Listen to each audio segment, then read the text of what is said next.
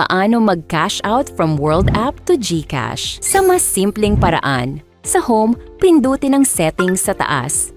Hanapin ang contacts. Kung hindi mo pa nailalagay ang iyong mobile number, itap ang add phone number, ilagay ang mobile number mo na connected sa GCash account mo. Pindutin ang confirm, ilagay ang 6 na digit code na pinadala sa iyong mobile number. Bumalik sa home at itap ang wallet. Itap ang send. Itap ang WorldCoin.